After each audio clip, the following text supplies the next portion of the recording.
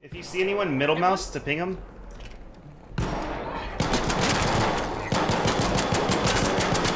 Knocked one, knocked one. Knocked two. That's two. There's might be one more, might be one more. Push with me, push. Knocked three, let's go. Hey, I'm Birdie. I have no fucking life.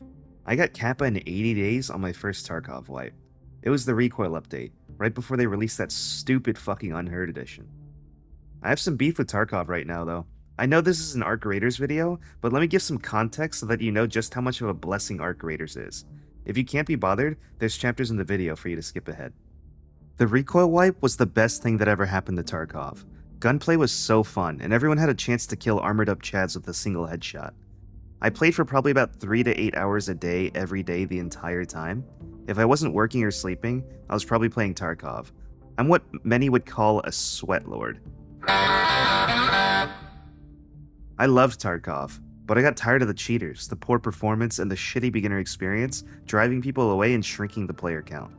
Most of all, I was so tired of the pay to win. I hate pay to win because it leaves a bunch of people at a disadvantage and cheapens the value of anyone succeeding in that game because people might assume they bought their way to that point. I tried the recent hardcore wipe. Basically, it was like Tarkov but more hardcore. There was no player market, you got less for selling to traders, their goods were more expensive, you needed twice the materials for hideout upgrades, it was much harder to level up traders, yada yada, you get it. It was kind of fun at first, but I was extracting over 60% of the time and had over a 4 KD, and I was losing money. Some dweller's gonna tell me in the comments that these stats are trash. I had to hang on to so much shit for the hideout, and containers were so expensive that my shit was packed. I felt like I needed more stash space. I was barely surviving with my Edge of Darkness account. It's the second most expensive edition. It comes with extra stash space, and I bought extra stash space on top of that last year, before trying this wipe a month or two ago. Don't get me wrong, I do like a challenge, and I was still willing to press on after the first week, but then there was Ref, the NPC in Escape from Tarkov who gives you bonuses for what you do in Arena. A completely separate standalone game that you have to purchase to play. If you have EOD or Unheard, then you get it for free, but all of the cheaper editions, you don't get it.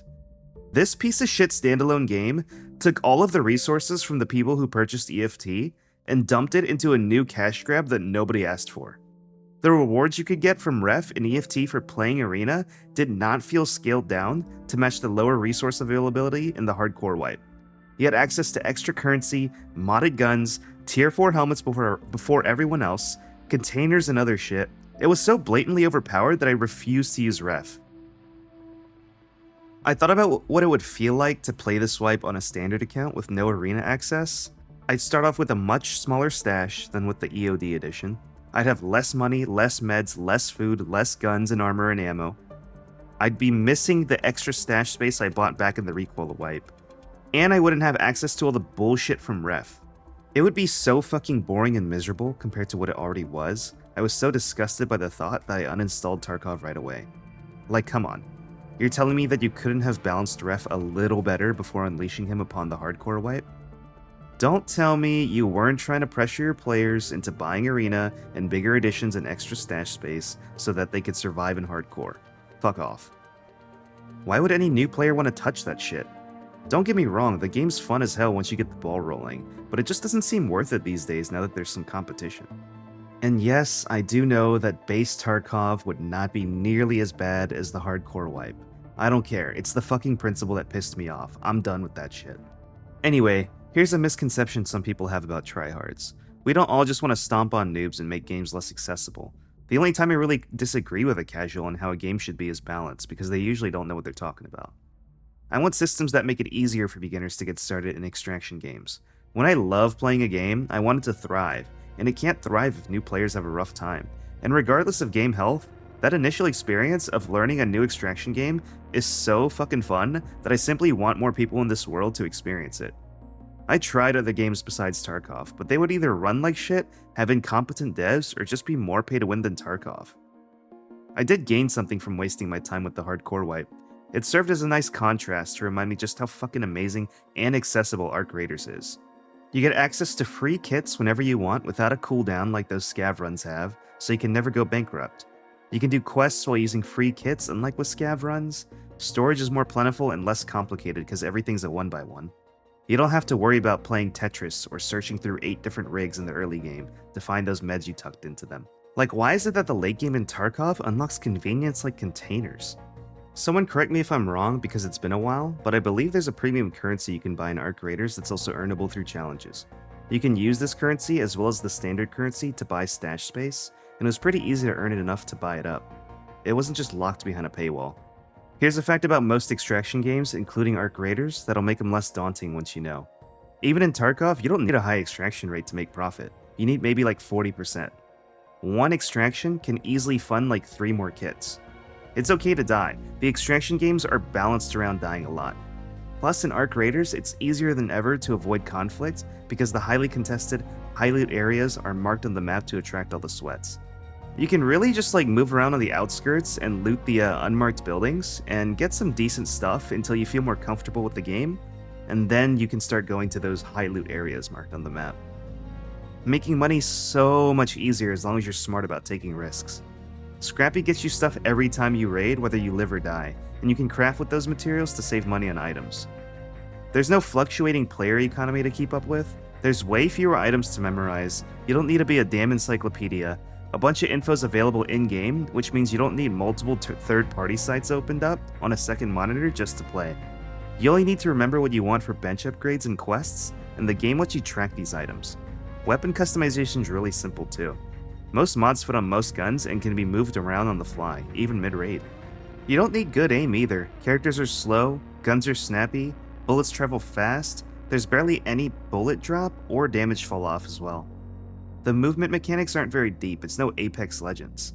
Aggression's more difficult than defensive play too. If somebody's chasing you, you can often just hunker down in a corner with a shotgun.